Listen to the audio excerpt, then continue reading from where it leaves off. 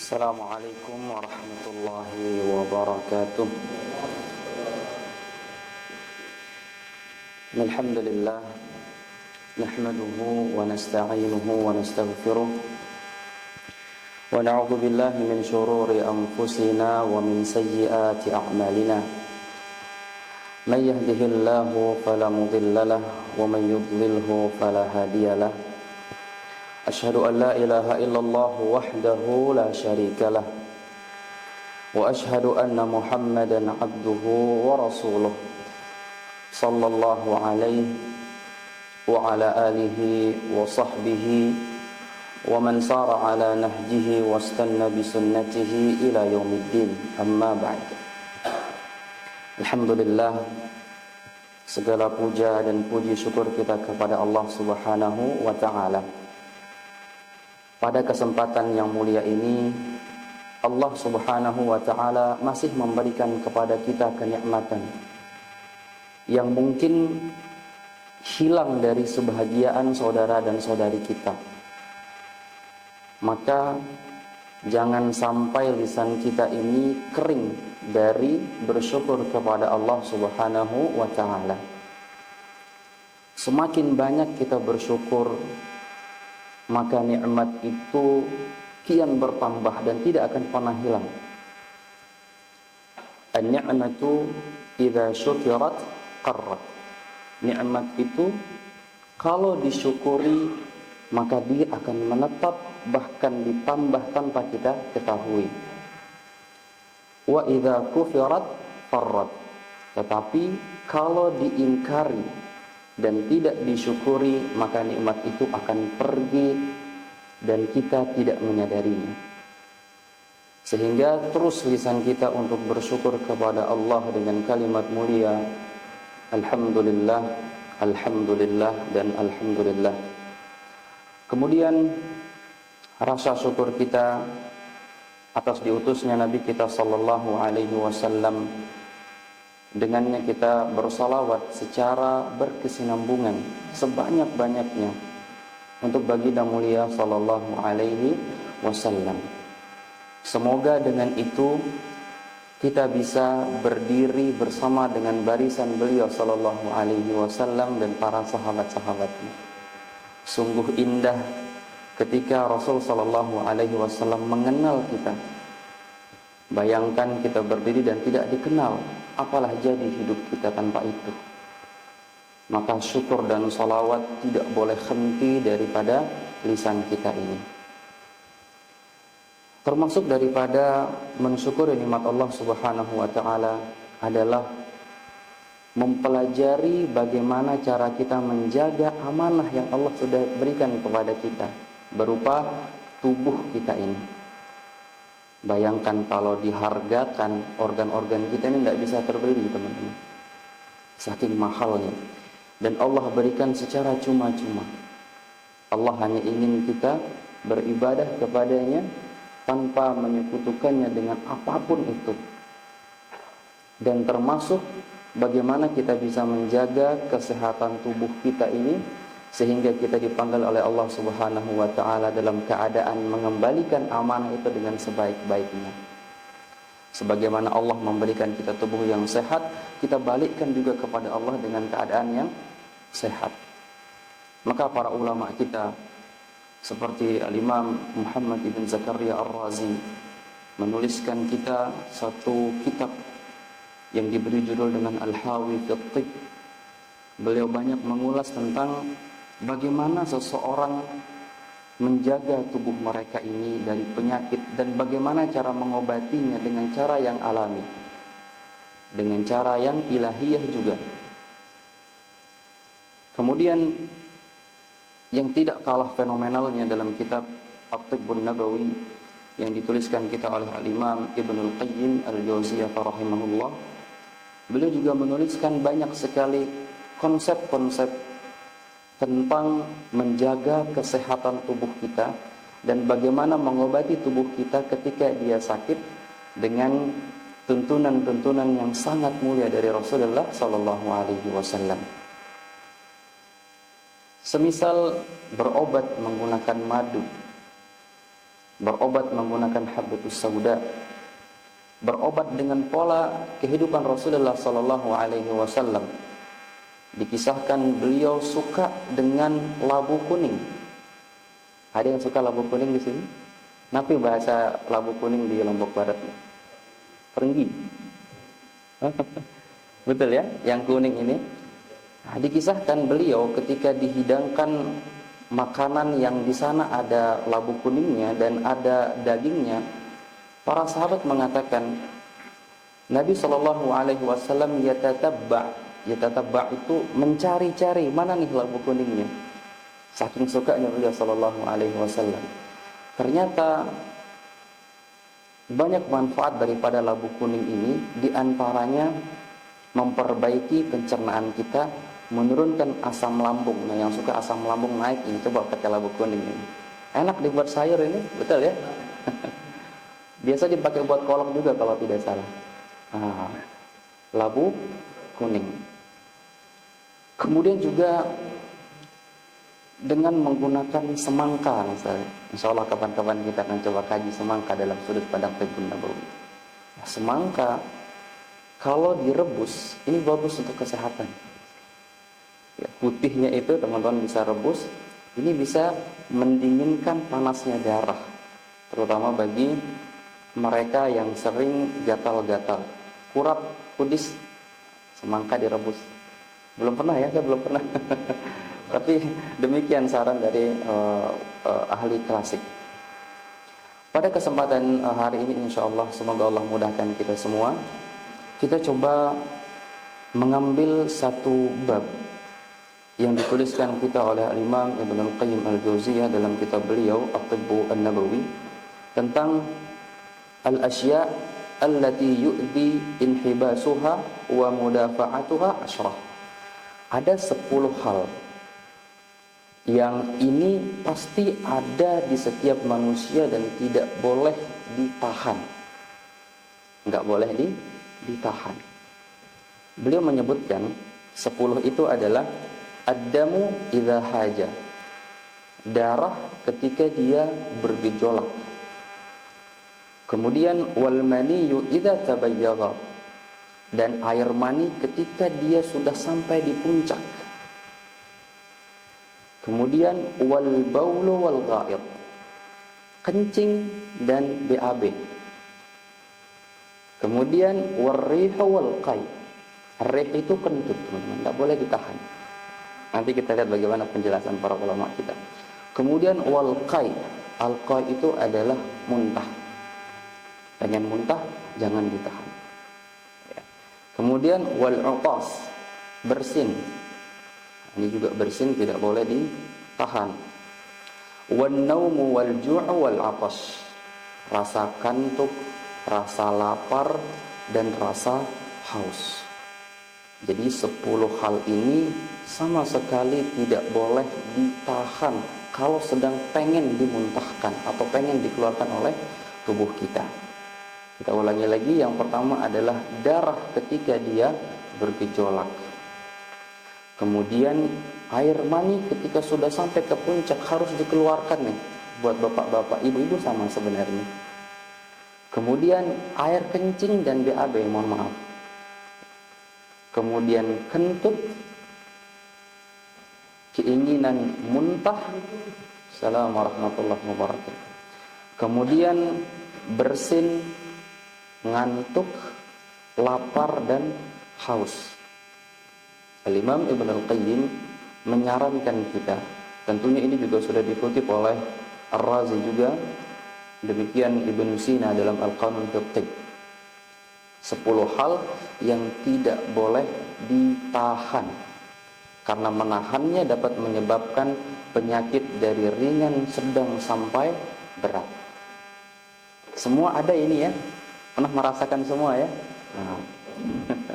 Baik, kita coba bahas satu persatu.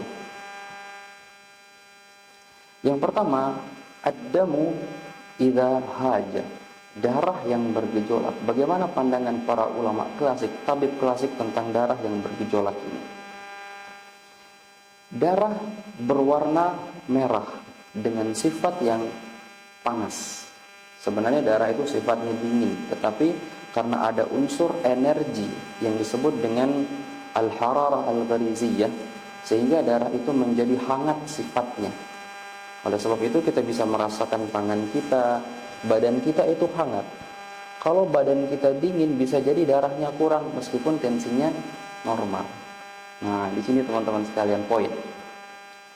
Bisa jadi darah kita kurang dengan kondisi tubuh yang dipegang kok dingin semua, padahal tensinya normal. Bisa jadi kurang darah. Maka harus makan makanan yang warnanya cenderung merah, karena darah warnanya merah. Misalnya apa warna merah pada makanan? Boleh. Cenderung ke protein sebenarnya, daging-dagingan misalnya, ya, daging kambing, ya, daging ayam dan seterusnya. Darah ini, teman-teman sekalian, biasanya akan bergejolak di bulan terakhir atau minggu ketiga. Wajar ya, minggu ketiga biasanya kantong mulai kering kalau kata orang. Akhir bulan. Ya, ini biasanya darah kita sudah naik ke atas. Dalam pengkajian ulama klasik, di minggu pertama di awal bulan darah kita cenderung tenang. Minggu kedua masih stabil. Minggu ketiga dia sudah naik ke atas, membebani jantung dan naik ke arah kepala kita. Oleh sebab itu ada anjuran dalam At-Tibbun Nabawi untuk berbekam di pertengahan bulan. Tanggal berapa? 17, 19, 21. Coba teman-teman pilih. Sebelum tanggal itu ada puasa, namanya puasa Ayyamul Bid. Dan sepakat para ulama, puasa itu adalah detoks yang besar. Setelah didetoks, datang waktu berbekam di tanggal 17, 19, dan 21. Sempurnanya agama kita menjaga kesehatan kita. Terkadang kita tidak ketahui, teman-teman sekalian. Maka dari itu ada sebuah riwayat bahwa man ihtajama li sab'i asyrata min asy-syahr wa tis'i asyrata wa 21 kana shifaan min kulli da'. Siapa yang berbekam mengeluarkan darah di tanggal 17, 19, 21 itu menjadi pengobatan bagi setiap penyakit. Sudah pada bekam belum bulan ini? Sudah. Baik, sebagai sebuah amanah teman-teman sekalian, ada catatan dari para ahli klasik.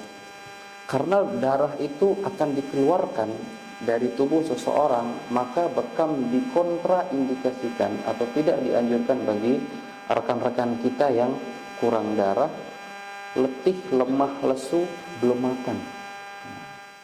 Jadi sunnah berbekam itu betul, tetapi pengaplikasiannya harus sesuai dengan indikasi dan kontraindikasi. Jadi tidak semua kasus harus dibekam. Maka konteks hajat dam di sini yang ditilik oleh para ulama kita, ketika darah itu bergejolak ke atas kepala, kepala kita terasa panas nih, pusing, silahkan teman-teman bisa berbekam. Kemudian ketika musim panas, diteriknya sinar matahari panas, silahkan teman-teman berbekam. Kemudian datang pertanyaan, bagaimana jika saya berbekam setiap bulan tanpa melihat indikasi dan kontraindikasi? Untuk merutinkan saja, boleh silahkan ambil beberapa titik saja, jangan 9 titik sunnah dibekam semua. Mungkin 1 dulu, 3, 5 sudah cukup insya Allah. Baik.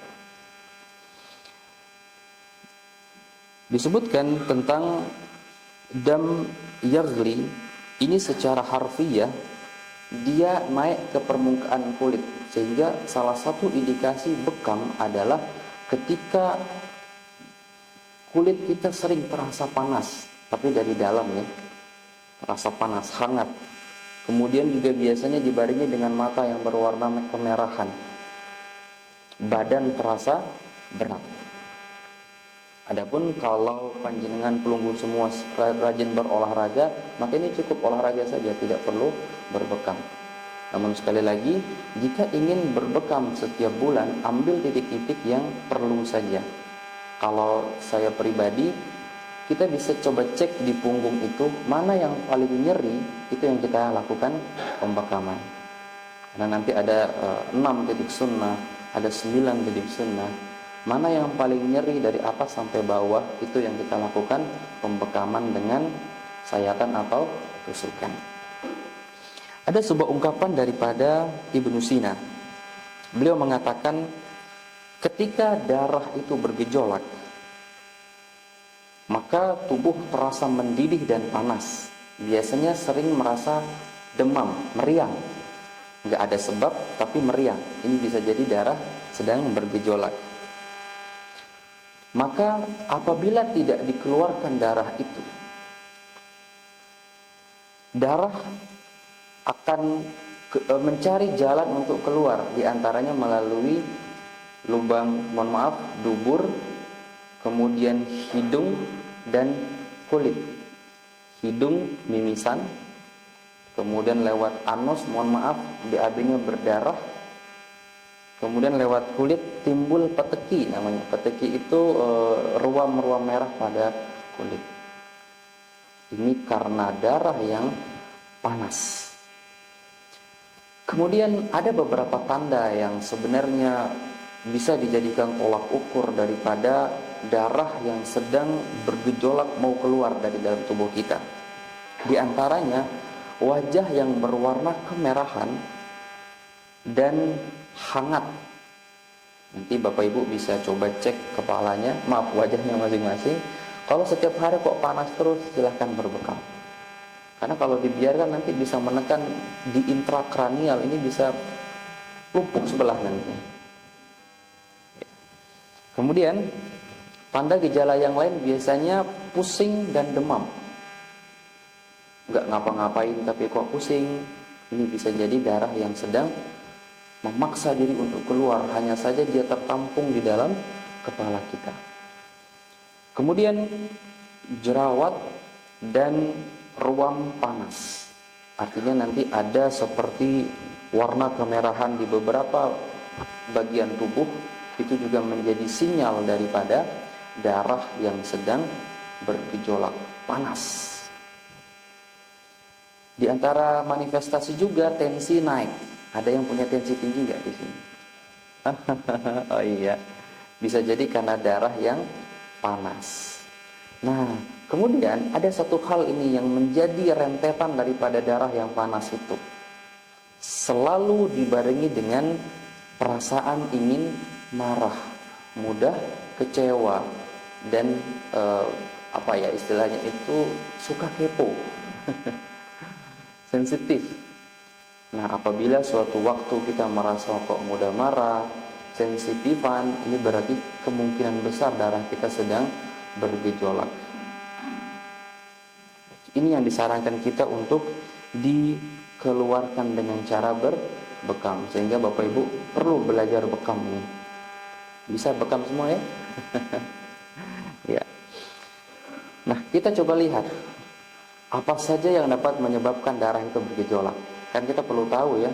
Kita tahu di darah kita bergejolak, tetapi apa yang menyebabkan darah itu sering bergejolak? Kita coba ambil dari rangkaian ucapan Ibnu Sina dan Muhammad Ibn Zakaria Ar-Razi. Ibnu Sina mengatakan, kebanyakan darah bergejolak panas itu berasal dari makanan yang kuat sifat panas dan lembabnya. Nah, ini dia makanan yang panas. Nabi ini kira-kira makanan-makanan yang panas. Ya, kemarin kita bahas gorengan. Ya, boleh. Kemudian apa lagi? Daging termasuk juga. Apalagi daging yang dimasak dengan rempah panas. Dikasih jahe, dikasih serai, lada, yang banyak seperti itu. Ini menyebabkan panas darah itu cepat naik. Kemudian termasuk kata beliau adalah daging merah yang berlemak. Di Indonesia teman-teman sekalian, wallahu alam, saya tidak tahu kalau di luar ya, ada kebiasaan kita suka makan gaji yang digoreng. Ya, lemak daging itu digoreng, enak itu mah. Gurih ya. Persis dengan yang disampaikan Ibnu Sina di sini teman-teman sekalian. Dia punya sifat gurih. Nah, gurih itu yang membuat darah jadi kotor. Tapi enak ya? Oh enak banget ya. Suka nggak? Dulu SD tuh suka sekali kita makan itu. Ya, ternyata itu bisa menjadikan darah menjadi panas dan kotor. Kemudian termasuk juga yang membuat darah kita menjadi kotor dan panas adalah kurma. Ternyata kurma bisa membuat darah menjadi kotor apabila dimakan secara berlebihan. Bayangkan kita dalam sehari makan berapa kurma? Apalagi puasa ya, buka puasa, antar cemilannya juga seperti itu. Saran dari klasik makan kurma itu paling tidak 7 butir saja. Mereka mengambil quote ini dari hadis Nabi Shallallahu Alaihi Wasallam. Siapa yang di pagi hari mentasabbaha bisab'in tamaratin ajwah. Dalam riwayat lain disebutkan kurma secara umum 7 butir. Kita berapa butir makan? 1,5 kilo. Jadi cemilan ya.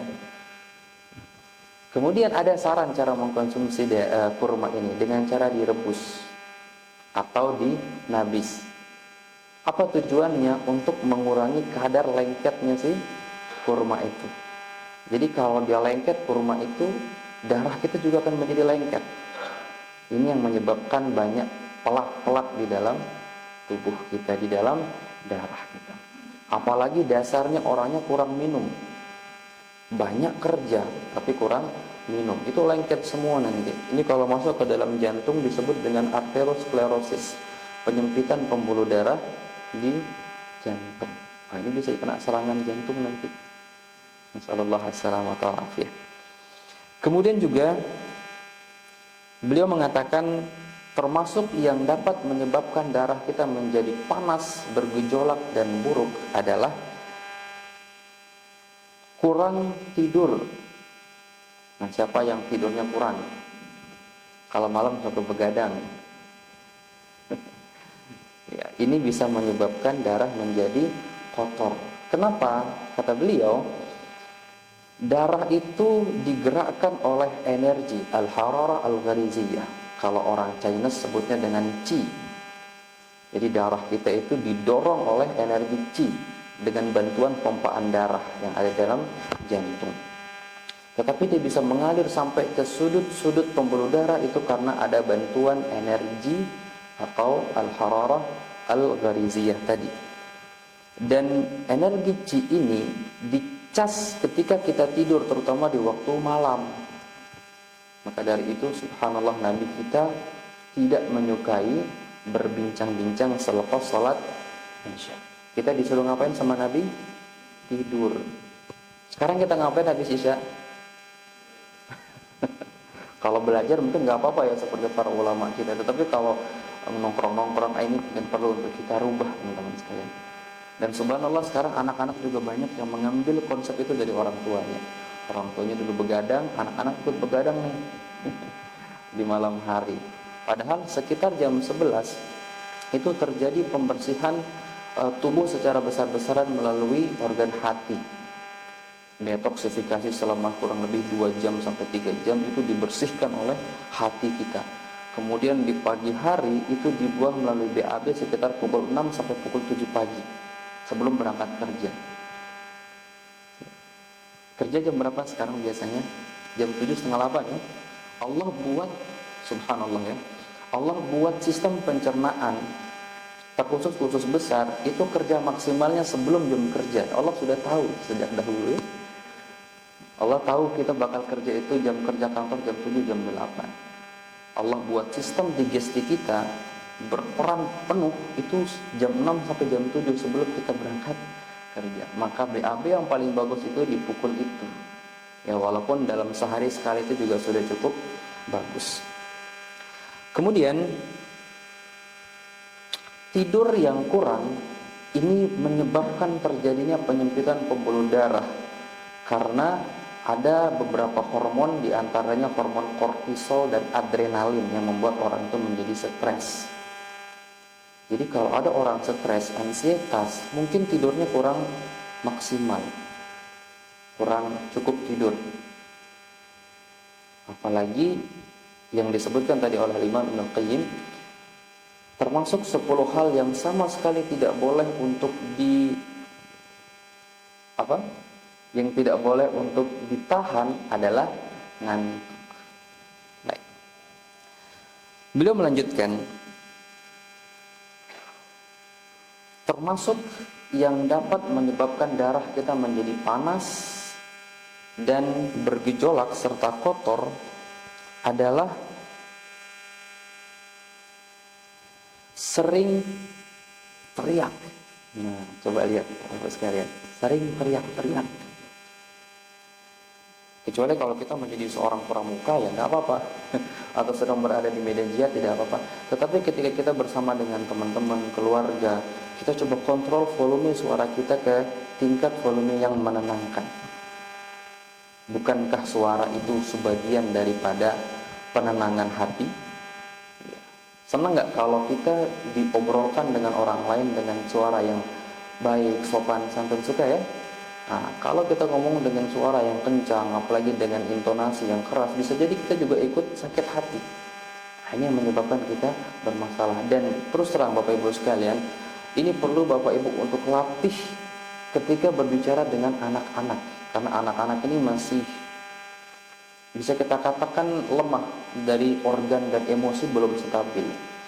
Ya, orang tua yang keras dalam berbicara ini menyebabkan anak-anak menjadi goyah atau mereka menjadi orang yang kaku dan keras juga. Ya, tentunya ini melihat nanti dari etnis ya, karena di sebagian tempat itu kalau ngomong kecil itu dimarah karena nggak kedengeran. Ya, tentunya nanti ini mengikuti tatanan daerah tertentu. Jadi kita tidak bisa memaksakan orang Jawa seperti orang Lombok nanti. Ya, ayah saya orang Jawa teman-teman, itu lembut kalau ngomong. Ibu asli Sasak, keras. Kadang-kadang nggak beres di rumahnya beliau, Masya Allah. Ya, itu tadi tentang darah yang bergejolak. Kemudian yang kedua, wal maniyu idza tabayyaga, air mani yang sedang memuncak, kata beliau, sara wahaja, yang akan keluar.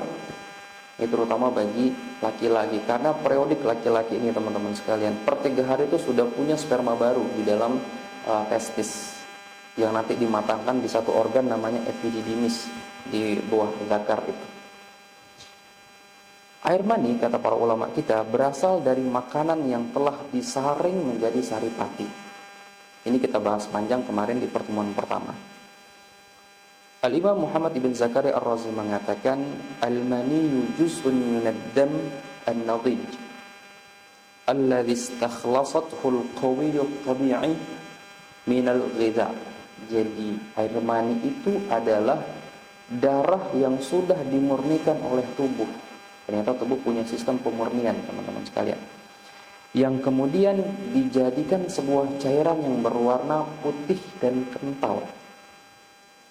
Jadi air mani itu sifat warnanya putih dan kental, tidak kekuningan, tidak terlalu pucat, tidak cair, tidak terlalu lengket.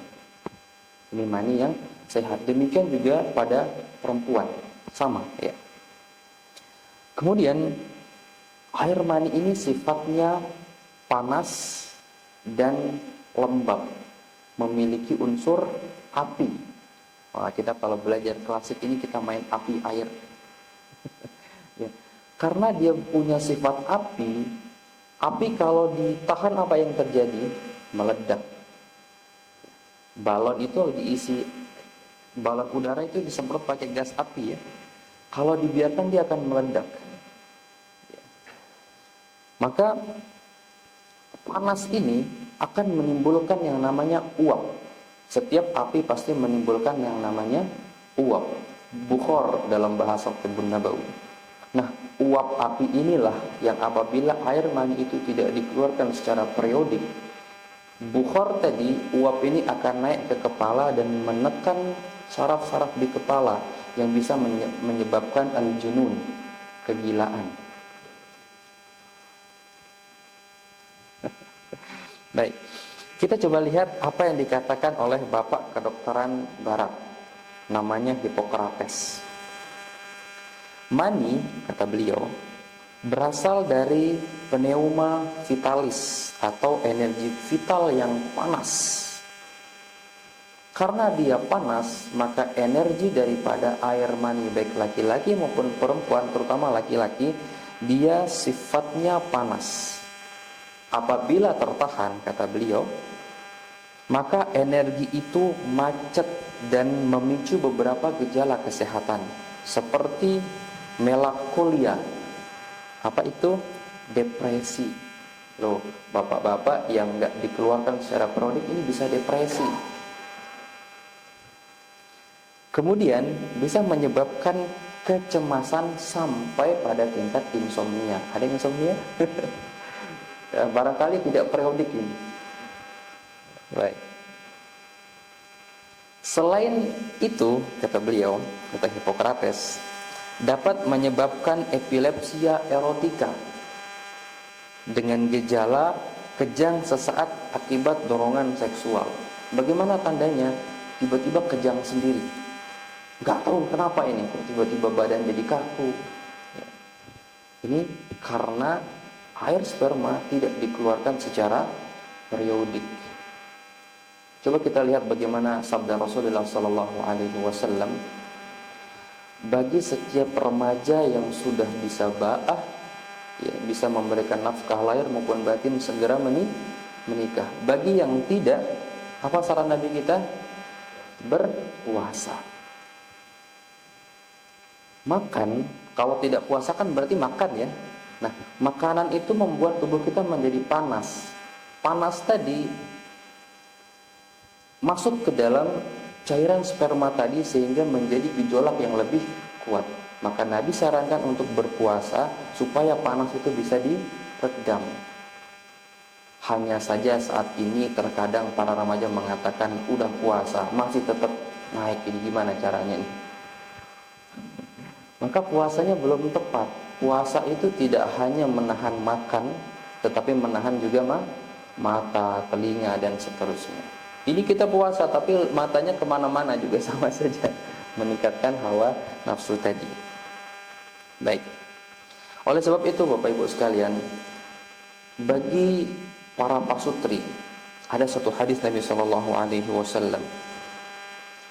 Beliau mengatakan, "Idza da'a ar-rajulu imra'atahu ila firashihi falam ta'tihi fabata ghadbanan 'alaiha la'anatha al-malaikatu hatta tusbih." Wanita manapun yang diajak oleh suaminya ke ranjangnya kemudian ia menolak. Satu, dia menolak. Laki-laki ketika ditolak langsung mandek, teman-teman sekalian. Betul ya? Mandek. Kemandekan itu bisa menyebabkan amarah. Dan oleh sebab itu wanita akan dilaknat sampai dia minta maaf atau sampai pagi. Baik, apa faedah dari para ulama kita tentang hadis ini, teman-teman sekalian? Ketika laki-laki mandek saat tidur, mandeknya hati itu menyebabkan detoksifikasi gagal terjadi. Harusnya malam-malam bersih-bersih tubuh nih. Hanya gara-gara poin itu nggak jadi bersih-bersih tubuh. Akhirnya badannya sang suami menyimpan banyak racun. Yang ini akan memberatkan ginjal, paru-paru, dan jantung. Nah, gimana ini? Baik. Kemudian kotornya darah karena detoksifikasi gagal di malam hari bagi laki-laki yang mungkin tidak dikeluarkan saat dia butuh, ini dapat menyebabkan gangguan-gangguan keseimbangan. Barangkali Bapak Ibu atau Bapak-bapak secara khusus sering tersandung. Ini bisa jadi karena itu juga, karena tidak dilayani. Baik, nasihat dari para ulama juga terkait hal ini. Sering dikeluarkan, mohon izin, ini juga akan merusak. Jadi nggak boleh dalam sehari sampai 3-5 kali. Kecuali mungkin baru pengantin baru, oke lah ya, masih dimaklumi. Tetapi kalau sudah lama, kemudian dalam sehari dibuat 1-2 kali, nanti yang kalah tulang belakang dan ginjalnya. bisa-bisa jadi darah tidak terbentuk dengan sempurna, sehingga seseorang menjadi hipertensi atau hipotensi. Maka paling tidak dalam sehari, paling tidak 3 hari sekali, atau saat sedang bergejolaknya saja.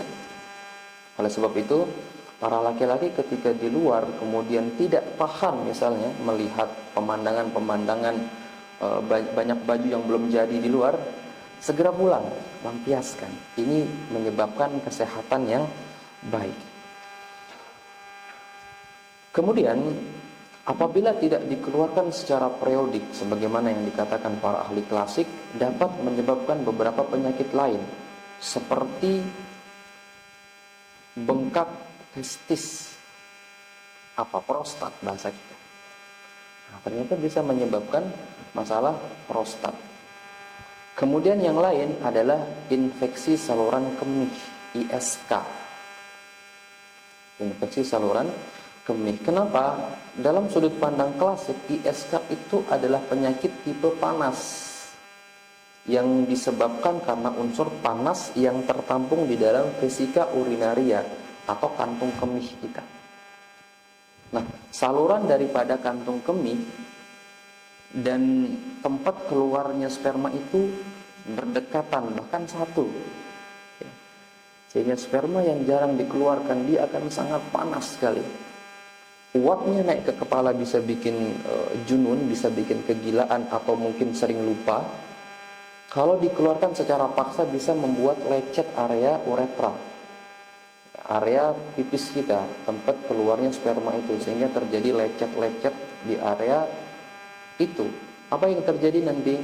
Darah saat buang air kecil, kemudian rasa nyeri dan panas saat buang air kecil. Ini juga berlaku untuk perempuan. Ini sekilas tentang al-maniyyu idza tabayyagha. Jadi air mani kalau sudah dia tinggi, sudah memuncak, maka sebaiknya dikeluarkan. Baik, ada beberapa gejala lain juga mungkin perlu kami sebutkan di sini. Di antara gejala yang dimanifestasikan oleh air mani yang tidak dikeluarkan secara periodik baik laki-laki maupun perempuan, itu nyeri punggung. Itu nyeri punggung bawah. Nah, di sini ada 2 catatan teman-teman. Nyeri punggung bawah itu bisa karena tertahan atau karena kebanyakan. Nah, ya. Nah, nanti bisa dia nyeri punggung karena tertahan. Kalau tertahan, maksud yang sering ditahan itu biasanya punggungnya itu nyeri dengan rasa yang panas di punggung bawah. Kemudian kalau terlalu sering, itu biasanya nyeri pinggang atau nyeri punggung bawah dengan suhu yang dingin. Jadi punggungnya itu terasa dingin. Ini bisa menyebabkan atau bisa disebabkan karena air mani yang tertahan tadi. Baik. Kemudian berikutnya wal baulu wal ghaid. Jadi yang berikutnya yang tidak boleh ditahan oleh setiap kita itu adalah kencing dan BAB. Pertanyaannya begini, kita masih bisa nggak menahan BAB sebenarnya? Bisa, tapi sulit sekali ya, sulit sekali. Tapi kalau kencing, bisa sejaman ya. Baik, kita coba lihat bagaimana nasihat para ulama kita tentang hal itu. Air kencing. Dalam kedokteran Arab klasik, air kencing ini juga terbentuk dari saripati-saripati makanan. Dari hasil metabolisme makanan. Jadi makanan yang kita makan, minuman yang kita minum nanti akan dipilah-pilih. Mana cairan yang bagus dibawa masuk ke dalam darah, mana cairan yang tidak dibutuhkan tubuh akan disaring oleh ginjal melalui penyaring-penyaring ginjal dan disimpan di dalam kantung kemih. Cairan tadi punya sifat juga. Sifatnya apa kira-kira? Ada yang pernah megang air kencingnya nggak? Maaf. Apa rasanya air seni itu? Hangat, panas, betul. Semakin dia berwarna kuning, maka tingkat panasnya semakin tinggi. Kalau dia pucat putih, cenderung dingin. Tubuh orang itu dingin, jadi dia akan sering kencing. Tetapi semakin pekat warnanya, maka tubuh itu semakin panas. Banyak hasil metabolisme yang buruk dalam tanda kutip. Maka dari itu di medis itu disarankan kita minum beberapa liter, 2-3 liter terkadang. Namun dalam kedokteran Arab klasik, kita minum jumlahnya itu tergantung daripada kondisi kita, kemudian tergantung juga daripada kesibukan kita sehari-hari. Contoh orang yang bekerja di kantor dengan teman-teman kita yang di sawah, banyak mana minumnya? Banyak yang di sawah. Jadi tidak ada patokan yang baku sebenarnya, hanya saja para medis memberikan patokan supaya bisa diingat. Segini loh kita minum dalam satu hari. Baik, secara umum air kencing kita itu sifatnya panas. Ya, sebagaimana tadi disebutkan, semakin dia berwarna gelap, maka dia semakin panas. Kita coba lihat apa yang terjadi ketika kita sering menahan pipis. Menahan kencing ini dapat menimbulkan retensi urin, retensi kelembaban. Retensi itu kemacetan kelembaban yang tertimbun di dalam kantung kemih, yang dapat menyebabkan paling sering itu infeksi saluran kemih. Tandanya apa? Nyeri dan demam. Biasanya nyeri di area bawah. Kalau pipis juga terasa sakit dan panas, itu terkadang sering muncul, karena sering menahan kencing. Mudah tidak kencing itu? Mudah. Kalau sering ditahan ini bisa beser nanti. Ya. Karena di dalam pipis itu ada selang. Di dalam saluran kencing itu ada namanya selang. Nah, selang itu punya penutup keran itu namanya sphincter uretri atau sphincter uretra. Itu dia bisa membuka menutup. Pernah nggak teman-teman merasakan lagi nahan kencing itu ada yang bisa kita tahan itu? Nah, itu namanya sphincter. Kalau terlalu sering kita menahan pipis itu bisa jebol. Apa yang terjadi kalau jebol? Kita nggak tahu kalau kita sudah pipis. Jadi lagi jalan pipis gitu aja. Nah, ini harus dioperasi nanti. Seperti itu. Hanya gara-gara menahan kencing. Ini juga perlu kita nasihati untuk anak-anak. Terkadang anak-anak itu sibuk main, pipisnya nanti aja. Ini perlu kita kasih edukasi kepada anak-anak. Kemudian ada yang lebih serem lagi sebenarnya. Semakin sering seseorang menahan air kencing, ini dapat menyebabkan air kencing itu refleks ke dalam ginjal. Refleks itu naik ke ginjal. Awalnya dia berada di dalam kantung kemih. Jadi dari ginjal nanti ada saluran namanya ureter masuk ke kantung kemih. Di situ dikunci supaya tidak naik lagi air seninya ke arah ginjal. Ketika seseorang sering menahan kencing, bahkan tahan-tahanan kencing nih, lomba-lomba, ini nanti bisa naik ke atas karena sudah penuh. Bergerak sedikit dia naik ke atas ginjal, sehingga air itu bertabrakan dan mutar kembali di area ginjal. Ini menyebabkan masalah pada yang disebut dengan pyelonefritis atau infeksi ginjal sampai kepada gagal ginjal. Hanya gara-gara nahan kencing bisa gagal ginjal. Nah, karena rusaknya glomerulus, penyaring-penyaring yang ada di ginjal kita. Baik, sehingga di dalam syariat kita saja, teman-teman sekalian, kalau kita mau sholat, kita nggak boleh menahan kencing.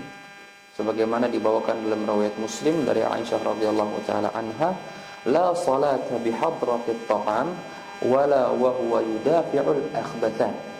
Tidak ada salat ketika makanan sudah dihidangkan, dan juga tidak ada salat bagi seseorang yang sedang menahan dua al-akhbathan, BAB dan BAK. Jadi kalau mau kencing ya kencing saja.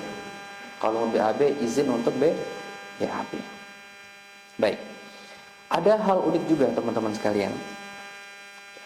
Jadi secara periodik tubuh kita ini punya sistem bersih-bersih di waktu pagi atau bersih-bersih 1 kali sehari. Menahan BAB, bisa kita nahan BAB ya, bahkan sampai 3 hari kadang-kadang, sampai keras itu ya, mohon maaf ya. Ya, menahan BAB ini menyebabkan masalah pada pencernaan kita. Seperti coba lihat bagaimana para ulama klasik mendalami tentang fenomena di dalam tubuh kita. Perilaku penahan BAB bisa mempengaruhi ingatan kita. Coba jauh ini teman-teman, BAB kan di bawah ya, tapi sampai mempengaruhi area otak, area kepala. Juga dapat mempengaruhi konsentrasi, tingkat konsentrasi. Nah, bapak-bapak, ibu-ibu yang mungkin sudah kok nggak sering konsentrasi sekarang ini, mungkin sering nahan BAB-nya. Baik. Kemudian masalah lain juga yang muncul itu masalah-masalah pada kulit, biasanya gatal-gatal pada kulit, dan juga masalah-masalah pada pencernaan.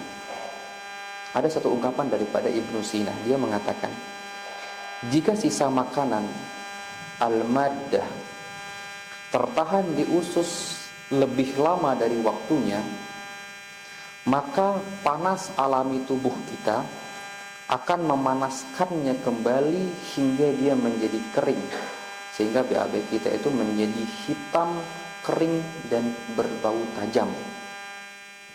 Pernah punya BAB seperti itu? Mohon maaf, ini kita jadi bahas BAB. Ya.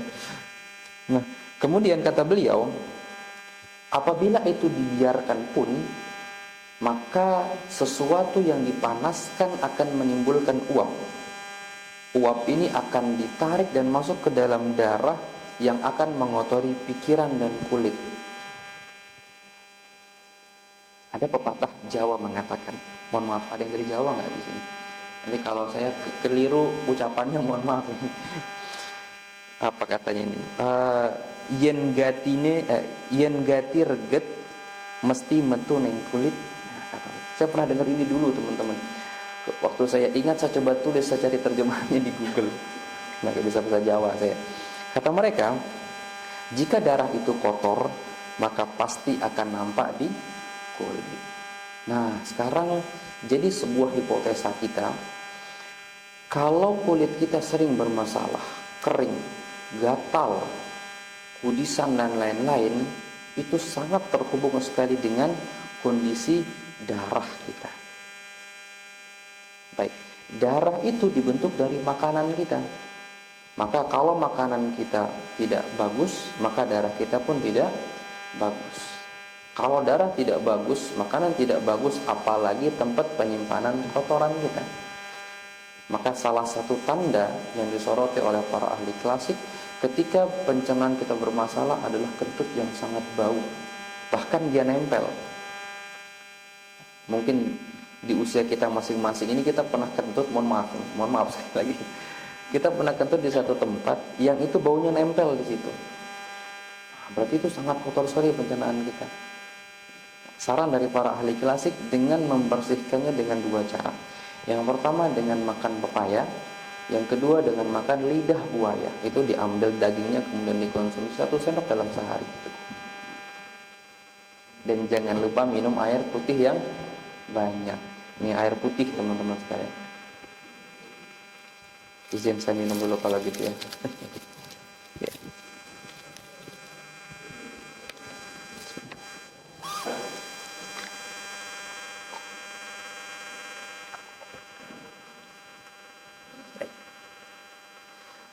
Tadi tentang air kencing dan BAB. Kemudian berikutnya tentang ar-rih, kentut. Kentut juga nggak boleh ditahan, teman-teman. Salah satu tanda seseorang di rumah sakit boleh dipindahkan dari ruang operasi ke ruang perawatan itu adalah kentut. Maka tidak jarang dokter mengatakan sudah kentut atau belum. Kalau belum kentut harus masih di ruang operasi. Kalau sudah kentut, silakan boleh pindah ke ruang perawatan. Nah, kentut ini luar biasa sekali efek di dalam tubuh kita apabila ditahan. Kita coba lihat bagaimana penjelasan para ahli klasik tentang itu. Kentut ini terbentuk dari terbentuk dari hasil makanan yang kita makan, hasil metabolisme kita, dan juga dia terbentuk dari uap yang kita hirup ketika kita makan. Maka ada saran dalam syariat kita kalau kalau minum nggak boleh sambil ngomong. Kalau makan oke, masih bisa kita sambil ngobrol-ngobrol. Tapi kalau minum disarankan tidak sambil ngomong. Karena akan banyak sekali uap yang masuk ke dalam perut kita dan itu akan menjadi gas kentut nantinya. Nah, kemudian kentut ini juga terbentuk dari hasil metabolisme makanan yang ringan maupun yang berat. Jadi semakin bergas makanan kita, maka gas di dalam perut itu akan semakin menumpuk. Gas ini kalau tidak dikeluarkan, dia akan berjalan kemana-mana. Kalau dia berjalan ke area paru-paru, akan menyebabkan penyakit yang namanya infeksi paru. Gas ya, gas dari makanan-makanan kita ini kalau terdorong ke area paru-paru akan menyebabkan penyakit paru-paru, pneumonia, infeksi paru-paru, dan iritasi dinding dada, menyebabkan sesak nafas biasanya atau sering ngorok ketika bernafas. Ini disebutkan oleh beliau Imam Ibnu Qayyim dalam kitab beliau ini At-Tibbu An-Nabawi. Kemudian ketika uap tadi terdorong ke area hidung, maka akan menyebabkan penyakit polip. Pernah dengar nama penyakit polip? Atau nanti sering terjadi panas, bau di area hidung, ini juga disebabkan karena gas yang tertumpuk di perut. Ketika dia terdorong dan masuk ke dalam jantung, maka akan menyebabkan penyempitan dan penyumbatan pembuluh darah jantung karena gas tadi. Baik. Kemudian ketika gas tadi terdorong ke area telinga, maka akan menyebabkan infeksi telinga. Sumbernya dari gas dalam perut.